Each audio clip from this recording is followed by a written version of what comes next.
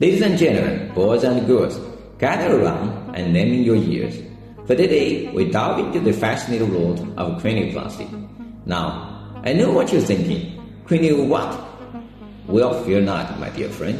For I, Dr. Lan, am here to enlighten you about this fascinating procedure that restores the brain environment like no other. Imagine this. You are sitting down straight, minding your own business, when suddenly you trip and fall, hitting your head on the pavement. Ouch! Not only does it hurt like the dickens, but it also leaves you a nasty skull defect. Now, I don't know about you, but having a hole in my head doesn't sound very appealing. That's where cranioplasty comes to the rescue.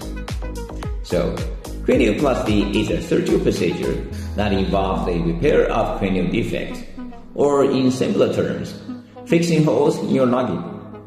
It's like giving your skull a makeover. But wait, there's more. Cranioplasty is not just about looking good. It's also about restoring the brain environment. You see, our brain is a delicate organ that needs a cozy, protective home. And what better way to provide that than by covering up any unsightly gaps in our skull? Now, let's talk about the nitty-gritty details about how this magic procedure is done. First things first, we need a bone flap. No, not a delicious meaty snack, but rather a piece of bone that has been removed from the patient's skull during a previous surgery.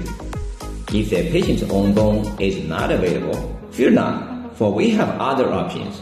We can use titanium mesh or polyethylene. Now, I know what you're thinking. Polyethylene? Is that even a word?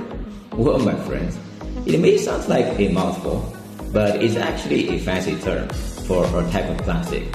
Who knew, right? Now, let's move on to the actual procedure. The surgeon makes an incision in your skull, carefully exposing the damaged area of your skull at first. Don't worry, they will be extra careful not to mess up your fabulous hairdo.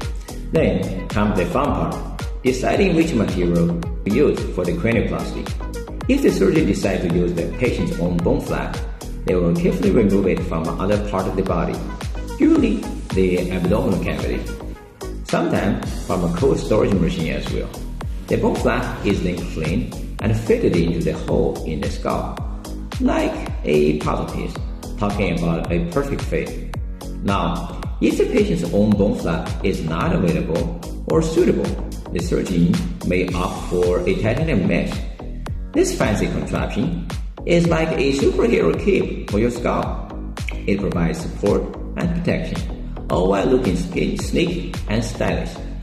The mesh is carefully molded to fit the shape of the skull, and then secured in place with tiny screws.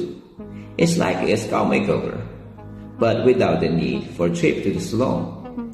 Last but not the least, we have the polyethylene implants. Now, don't let the fancy name fool you. These implants are as cool as they sound. They are custom made to fit each patient's unique skull shape, like a tailor-made suit. The implants are lightweight, durable, and biocompatible, which means they won't cause any harm to your precious noggin. It's like having a 3D printed skull.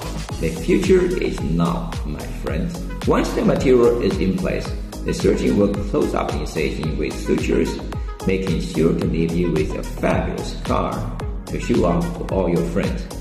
And just like that, the cranioplasty is done. In conclusion, my friends, cranioplasty is a remarkable surgical procedure that involves the repair or replacement of a damaged or missing piece of the skull.